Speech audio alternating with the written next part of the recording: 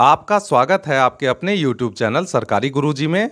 आज हम पढ़ने वाले हैं पर्यावरण और हम का अध्याय 8, जिसका शीर्षक है रॉस की जंग मच्छरों के संग। अध्याय के बीच जो प्रश्न हैं उनका उत्तर भी हम साथ ही बनाते जाएंगे। तो आइए पाठ शुरू करते हैं। मलेरिया एक व्यक्ति से दूसरे व्यक्ति में फैलने वाली एक संक्रामक बीमारी है। यह बीमारी मच्छरों के काटने से होती है। मच्छर मलेरिया के जीवों के वाहक हैं। उनके द्वारा ही मलेरिया के कीटाणु फैलते हैं। यह तथ्य जानने में वर्षों लगे। स्वतंत्रता के पूर्व भारत में एक महान चिकित्सक हुए, रोनाल्ड रॉस। इनके अथक प्रयत्न से ही हम मलेरिया के बारे में परिचित हो सके। रॉस का जन्म भारत में उत्तराखंड राज्य के अल्मोड़ा नामक शहर में हुआ था। वे हमेशा सपनों की दुनिया में खोए रहते थे। अपने आसपास को देखकर चित्र बनाना और कविताएं लिखना उनका प्रिय शौक था। 8 साल की उम्र में उन्हें स्कूली शिक्षा प्राप्त करने के लिए इंग्लैंड भेजा गया। महज 14 साल की उम्र में वहां के एक प्रसिद्ध स्कूल में उन्हें गणित के लिए पुरस्कृत किया गया। पुरस्कार में मिली किताब से गणित में उनकी रुचि बढ़ी। तभी पिताजी ने कहा कि डॉक्टरी पढ़ो। सपने देखने वाले रॉस ने बहुत परिश्रम से मेडिकल की परीक्षा पास की। उन्हें डॉक्टर बनकर वापस भारत आने का मौका मिला। उस समय यहाँ मलेरिया फैला हुआ था। मलेरिया के संक्रमण से अनेक लोग अकाल मृत्यु का शिकार हो जा रहे थे। कुनैन की पत्तियां ही इसका एकमात्र इलाज थीं। मलेरिया कैसे फैलता है तथा इसका समुचित रोकथाम कैसे हो सकता है, यह किसी को पता नहीं था। रॉस ने इस चुनौती को स्वीकार किया और मलेरिया से बचाव का उपाय ढूंढने में लग गए। अपने काम के दौरान उन्होंने पाया कि जहां मच्छर ज़्यादा हैं वहां मलेरिया का प्रकोप भी ज़्यादा है। यद्यपि उस समय वे मच्छर और मलेरिया के बीच के संबंध को समझ नहीं पाए, तथापि उन्होंने लोगों को मच्छरों से बचने की सलाह देनी शुरू कर दी थी। उन्होंने बताया कि घर के आसपास पानी जमा होने नहीं दें, नाली को ढककर रखें ताकि वहां मच्छर नहीं पनप सके। मलेरिया के बारे में प्रायः वे अपने वैज्ञानिक मित्रों के साथ चर्चा करते रहते थे। इंग्लैंड के एक वैज्ञानिक मित्र ने कहा कि मच्छर ही तो मलेरिया नहीं फैला रहे हैं, लेकिन इस बात को जानने का कोई उपाय नहीं दिख रहा था। तब तक मलेरिया की बीमारी पैदा करने वाले जीव से वैज्ञानिक परिचित हो चुके थे। अगर यह जीव उन्हें किसी मच्छर के पेट में मिल जाता तो यह साबित हो जाता कि मच्छर से ही मलेरिया फैलता है। रॉस ने इस संभावना पर विचार करते हुए शुरू कर दी अपनी जंग मच्छरों के संग। मलेरिया के मच्छरों को पहचानना और मलेरिया के रोकथाम का तरीका ढूंढना उनके जीवन का ध्येय बन गया। वे लगातार मलेरिया के रोकथाम एवं उससे बचाव के उपाय में लगे रहे। वर्षों बीत गए, लेकिन मलेरिया और मच्छर के आपसी संबंध का पता नहीं चल सका।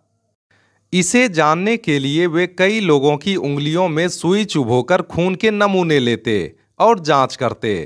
यहाँ तक कि मच्छरदानी में मच्छर छोड़कर उसमें लोगों को सुलाते और मच्छरों से कटवाते। फिर उनकी उंगलियों में सुई चुभोकर खून के नमूने लेते, उसकी जांच करते। मच्छरदानी के मच्छर को पकड़कर उसके पेट और सूर की चीर फाड़ कर उसके अंदर के पदार्थ को सूक्ष्मदर्शी की सहायता से जांच करते। इस क्रम में उन्हें कई लोगों ने सहयोग दिया।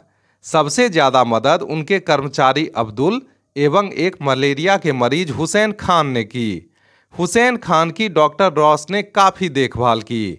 उन्हें फलों का जूस, दाल, सब्जी आदि पोषक खाना खिलाते, साथ ही बार बार उन्हें मच्छरों से कटवाते, फिर सुई चुभोकर खून के नमूने लेते और उसकी जांच करते। आखिरकार रॉस की तलाश पूरी हुई। एक विशेष प्रकार की मादा एनोफ्लीज मच्छर के पेट में उन्हें मलेरिया के कीटाणु दिखे। वे खुशी से उछल पड़े। 16 साल के अथक प्रयास के बाद वे पता लगा पाए कि मादा एनोफ्लीज मच्छर ही मलेरिया के कीटाणुओं को एक मनुष्य के शरीर से दूसरे मनुष्य तक पहुंचाती है। मलेरिया के रोकथाम की दिशा में डॉक्टर रॉस द्वारा किए गए इस खोज को कोई नहीं भूल सकता। सवालों की बारी। आइए अब प्रश्नों को हल करते हैं। अपने गांव से मच्छर कम करने के लिए आप क्या करेंगे? तो आइए उत्तर जानते हैं। अपने गांव से मच्छर कम करने के लिए मैं अपने घर और आसपास की जगहों की सफाई करूंगा। मैं नाली को ढककर रखूंगा ताकि वहां मच्छर नहीं पनप सकें। मैं पानी जमा होने वाली जगह जैसे खुली हुई नाली, छोटे तालाब और ऐसी अन्य जगहों में किरोसिन की कुछ बूंदें डाल दूंगा जिससे वहां मच्छर नहीं पनप सके। मैं अंधेरी और नम जगहों पर मच्छर मारने की दवा का छिड़काव करूंगा। मैं इस बात का भी ध्यान रखूंगा कि टूटी हुई बोतलें और पुराने टायर्स में पानी जमा न होने पाए। यदि किसी को मलेरिया हो तो आप उसे कहाँ ले जाएंगे? उसकी देखभाल कैसे करेंगे? तो आइए उत्तर जानते हैं। यदि किसी को मलेरिया हो गया हो तो मैं उसे नज़दीकी स्वास्थ्य केंद्र ले जाऊंगा। चिकित्सक से परामर्श के बाद उसे दवाई दूंगा और उसकी समुचित देखभाल करूंगा। मैं उसे फलों का जूस, दाल, सब्जी आदि पोषक खाना खिलाऊंगा। मैं अपनी और मरीज की सुरक्षा के लिए रात में मच्छरदानी का प्रयोग करूंगा। मलेरिया मच्छर से फैलता है, यह साबित करने के लिए रॉस को क्या क्या करना पड़ा? तो आइए उत्तर जानते हैं। मलेरिया मच्छर से फैलता है, यह साबित करने के लिए डॉक्टर रोनाल्ड रॉस को 16 वर्षों तक अथक प्रयास करना पड़ा। वे कई लोगों की उंगलियों में सुई चुभोकर खून के नमूने लेते और जांच करते थे। मच्छरदानी में मच्छर छोड़कर उसमें लोगों को सुलाते और मच्छरों से कटवाते। फिर उनकी उंगली में सुई चुभोकर खून के नमूने लेते और उसकी जांच करते थे। मच्छरदानी से मच्छर को पकड़कर उसके पेट और सूर की चीर फाड़ कर उसके अंदर के पदार्थ को सूक्ष्मदर्शी की सहायता से जांच करते थे। आखिरकार डॉक्टर रॉस की तलाश पूरी हुई। एक विशेष प्रकार की मादा एनोफ्लीज मच्छर के पेट में उन्हें मलेरिया के कीटाणु दिखे। इसी के साथ पर्यावरण और हम का यह अध्याय पूरा हुआ। मिलते हैं अगले वीडियो में नए अध्याय के साथ।